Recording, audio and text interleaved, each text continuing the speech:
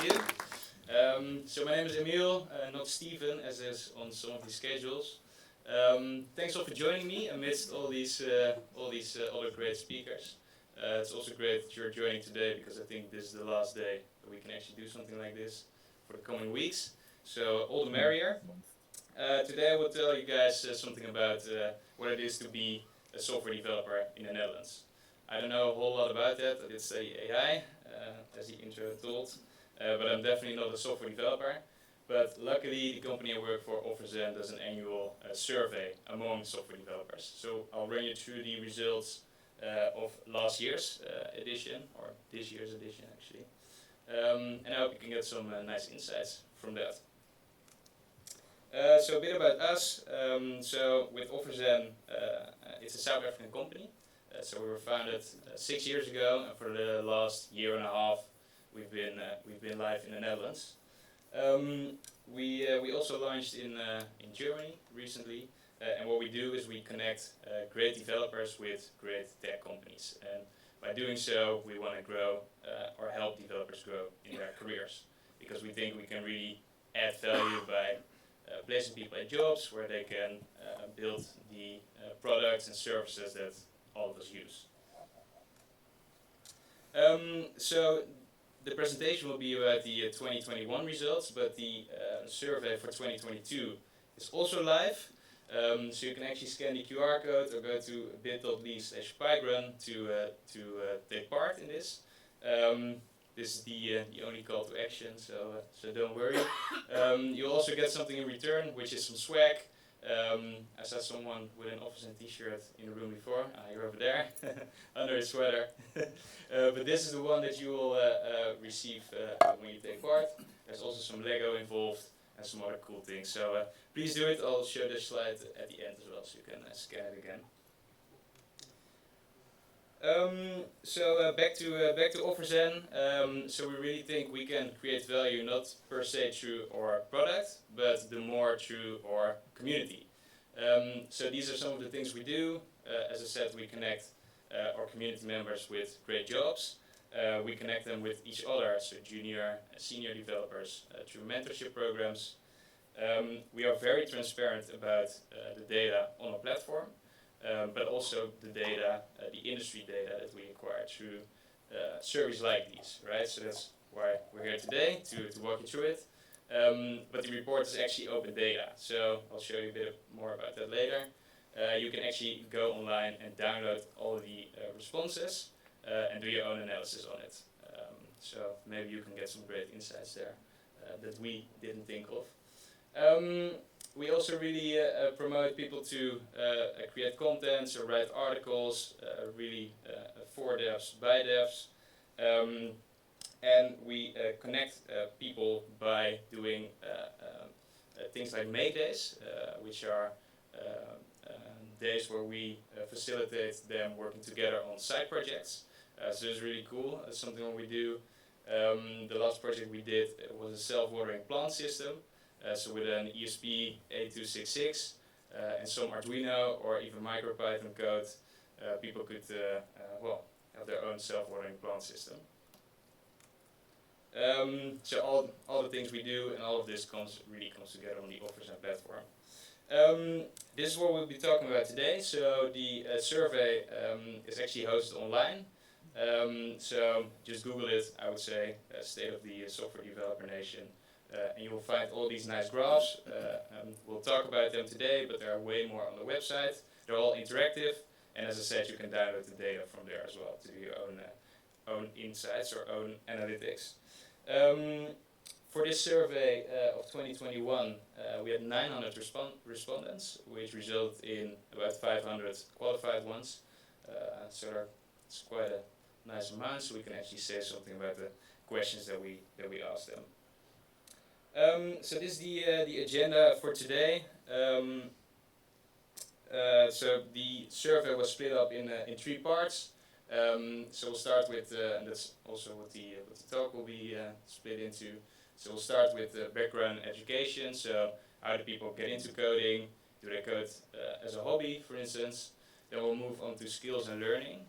And that's really about what are the languages that people currently use, what do they desire to use, and because there's a difference between those, it's also about learning new technologies. So how do you get at the place where you desire to be? And the last part is about careers. So are the respondents, were they looking for a job when filling it in? What are things that make you stay at a job? What are things that make you leave? So if you're an employer, pretty interesting things to discuss, I would say. So first, what is this dev you speak of? So the first graph here, I think is a very interesting one to start with. It's the self-reported seniority mapped over the years of experience. So the way you should read this is that, for instance, the line from the juniors, over 60% of the people that reported they were junior had 0 to 2 years of experience, right? And the interesting thing here, for instance, for the juniors, is you see that it really flattens after 4 to 6 years. So there were no juniors that had 4 to 6 years of experience. Same goes for seniors and tech leads and management. That data was really skewed towards the 6 to 10 years or even over 10 years of experience. This is interesting because the seniority levels and the categories here are not really set in stone, right? Especially for software developers. But you can see that, we conceive ourselves or we perceive ourselves in a certain seniority, and it really matches with the amount of years of experience that people have. So I think a nice insight there. What's even more interesting though is that this varies per region. So we're a South African company, we also did the survey there. And you can see this is the data just from the senior developers. And as you can see that people in South Africa generally call themselves a senior earlier on in their career. So that's quite interesting. What's also interesting is that so the surface area under the Dutch senior developers is bigger, meaning that there are more developers with more years of experience in the Netherlands when compared to South Africa. So there's more experience here. This is interesting because I think probably all of you will work with people from different nationalities, right? And it really shows that this is sort of a regional thing. It's not the same everywhere. So if someone says they're a senior developer, they're from a different country, maybe they mean something else, or they're a bit less experienced or a bit more than you are used to. Moving on to the average annual salary. This is the net salary, excluding holiday pay, mapped over the seniority levels. The range you see, the lower boundary is P25, the upper boundary is P75, so those are the quartiles you will see. And the dotted line is P50, the median. It scales linearly, as you see, which I think is quite interesting. Might have expected it to go a bit more exponential. The numbers here are that an average junior salary is 33k, intermediate was 47, senior 60, and tech lead or management 73. So then onto the degrees that developers have. So massive outlier there is computer science, which is I think quite to be expected. The follow-up is STEM, so that's science, technology, engineering, and mathematics related degrees.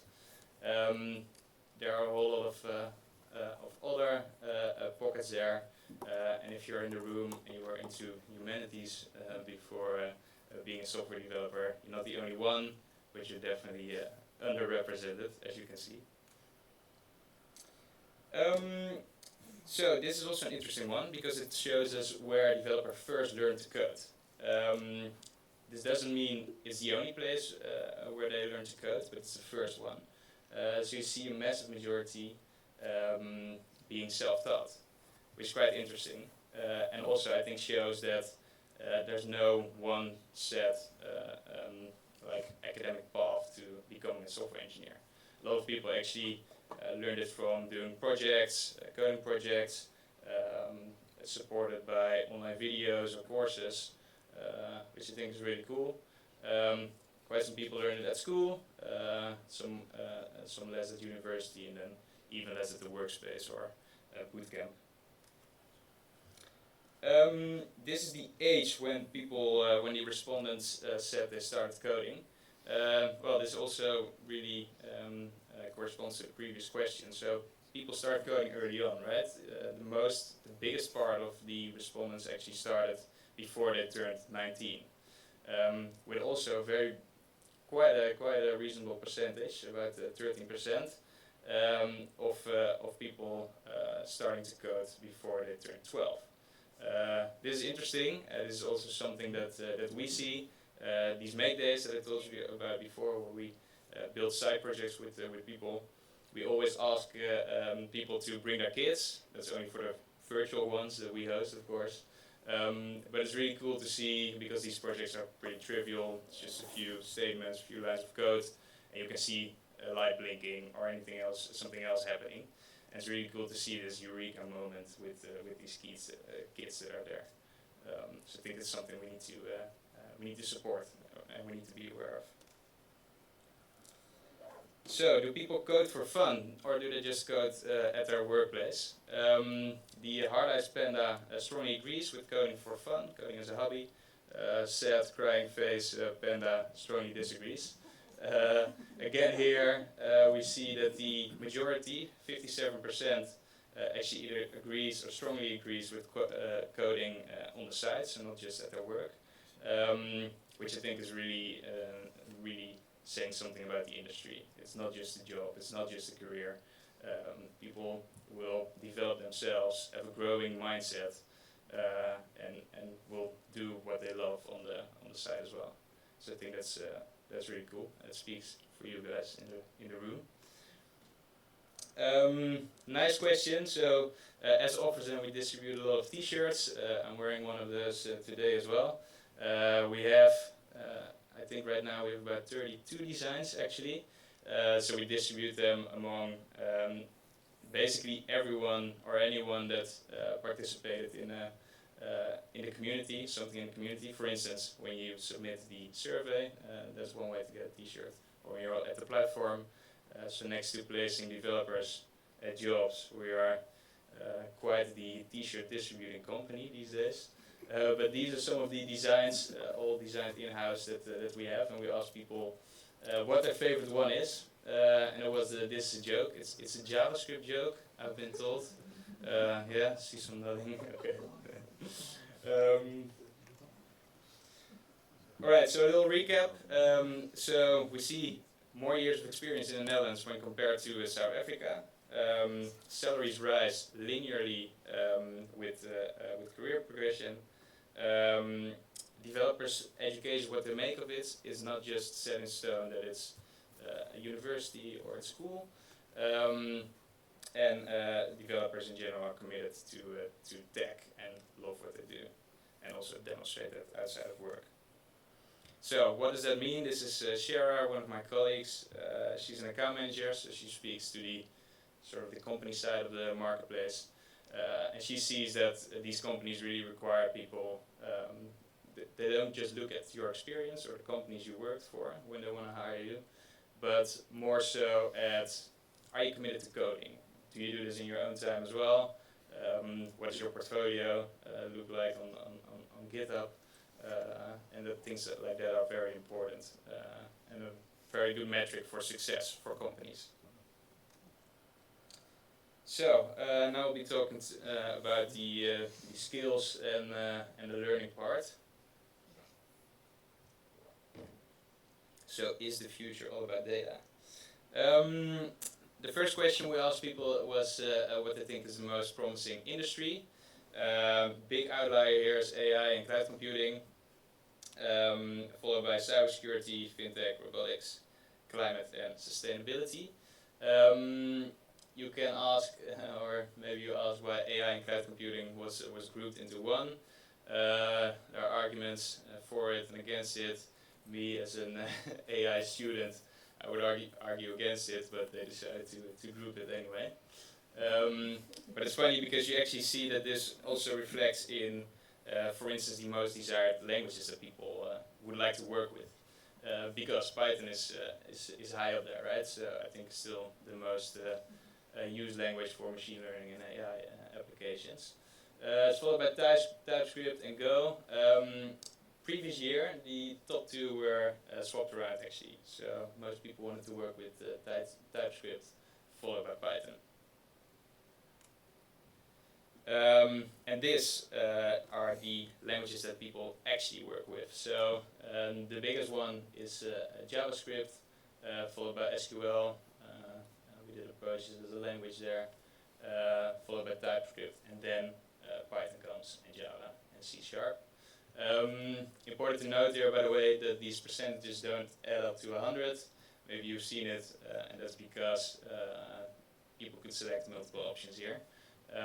This is also not the exhaustive list, of course, but you will be able to see that on the web page. You can see all the data there. But it's funny to see this discrepancy, right, between what people want to learn or want to be doing and are actually doing. Most used frameworks. So this was the top 5 that people could submit. A lot of JS and .NET frameworks. So Node as a backend framework on one, followed by React, .NET Core, Angular, and ASP.NET. And then what people want to work with: React, Vue.js, TensorFlow. So again, the machine learning AI thing pops up. Node.js and .NET Core were the most sought after ones. Because of this discrepancy between what people want to do and what they're actually doing, you would say they will also need to adopt new things every once in a while. So that's what we ask people, what the frequency is with which they do this. And this is quite nicely distributed among every few months, once a year, or every few years. There are also some people that do it once a decade or don't do it at all. Of course, that's fine. But it's nice to see that people are willing to upskill themselves, do this actively, and make sure that they're aware of what is going on in the scene, especially with a high-paced thing like tech and languages and technologies always being developed, right? So a little recap of this part. So tech moves fast, and developers in general are moving with it. People want to move into Python next, at least our respondents do, but JavaScript is still the most used language. Developers are committed to upskill and keep up to date with what's going on in the field, and backend frameworks remain popular, as we saw. So this is Emiel. This is our marketplace specialist, which basically means that he oversees what candidates get on the platform and which candidates don't. So he really has a very good insight in what is a nice success metric for people in the end getting hired on our platform. And he says that people that show interest in learning these new things really have a higher chance in the end to getting hired and get hired faster. This does not mean, by the way, that everyone needs to be a full stack developer in some years, of course, right? It's just keeping on top of what is happening and just showing sort of the willingness to educate yourself and to grow as well as a developer. So the careers part.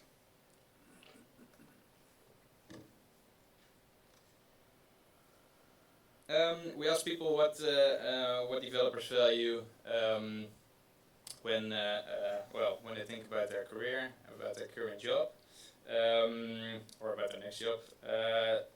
Big outlier here is challenging projects. So again, I think this really reflects on the growing mindset that people have. They don't just want to do what they're good at; they want to be challenged and they want to learn new things. Which also reflects in number 2, so new languages and frameworks they want to work with and want to learn about, mentors and coaching, so really growing and developing yourself. I have for the first one, I think the saying here is really true that how do you get a software developer to work? You tell them that the task can't be done, so you really need to be challenged, right? So what are the non-financial things that people consider, developers consider when they're looking for a new job? First one, tech matters. So what is the language that they'll be working with? Again, this growing mindset is the opportunity to grow, but also what is the culture at the company, and is this something that they feel comfortable with? What's funny here is that we see some COVID influence, so flexible office times, remote work options. This survey went live on the early days of COVID last year. So that's when the respondents completed it. So I'm quite keen to see how this changes in the next year's survey. What the last year did there and how it affected these answers. I think they'll be a bit higher up even. So when are the people that we surveyed looking for a new job in general? So quite an amount said that they will be or are looking now or will be looking in the next year. But I think also a healthy amount said that they are comfortable where they are for now at least. So we'll be looking in the next 2 or next 5 years for a new job, or after this actually. Show some commitment and loyalty, I think, even in a fast-paced environment as technology, that people are generally happy where they are and also want to keep contributing to the place where they are working at. So, what are the reasons to leave a job? Number 1, poor management. You don't quit your company, you quit your manager, right? For the employers out there, I don't know if there are any. I think this is really important to note. Again, with some COVID influences maybe with the work-life balance, people working from home maybe experience a bit more flexibility in their job, and poor conditions there are really a turn-off.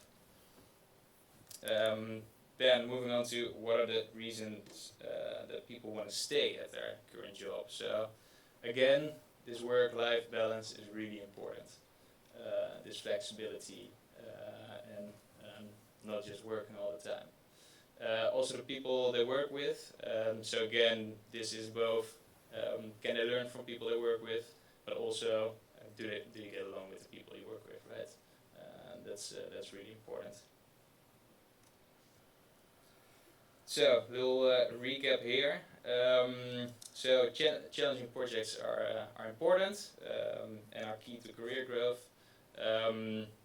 Devs are looking for new opportunities, but quite good amount is also comfortable with where they are. Poor management, number one turn-off reason, number one reason to leave a job. And a good work-life balance is the number one reason to stay. And tech stack and growth are important factors when looking for a new role. One of my other lovely colleagues, so this is Simone.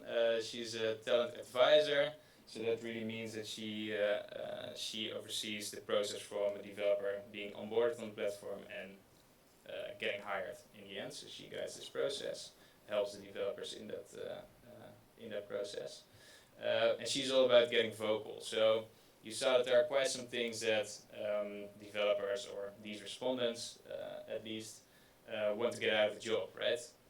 And during an interview, it's the company interviewing you.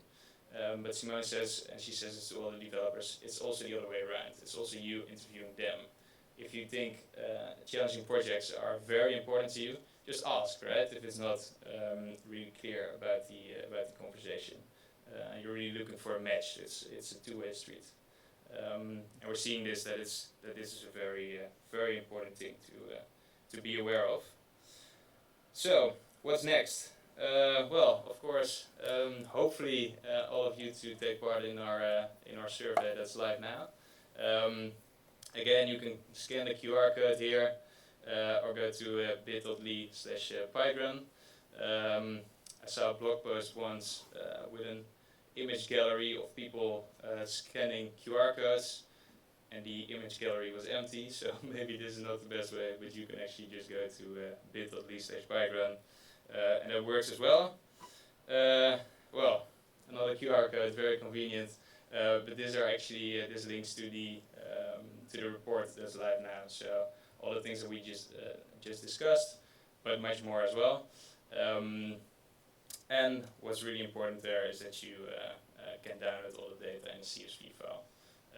Do your own analytics, get some nice insights, and if you do, please let us know. It would be cool to include that in the presentation. That was it from my end. Are there any questions? Yes. Yeah. Shoot. What are projects? What do you mean? What are projects? Well, you said like do projects, learn projects. How do people define projects? Are they strictly hobby based, like outside of company time? Are they in company projects? What is a project versus doing the other stuff you do? I think when I mention so the questions are what are projects. I think when I mention projects, I talk about things on the side mainly. But then when you're employed or outside? Yes, when you're employed. So I think you're referring to the side projects I'm talking about, or not? Yeah. So with that we really mean the things that developers do outside of their work. So all the extra things, all the I don't know, things they might be hosting a conference, they might be speaking at a conference, they might be coding some programs that's just for fun, right? Yeah. So that's really what we refer to there. Yeah, Does that answer your question? Yeah, and then the next question would be, Yeah.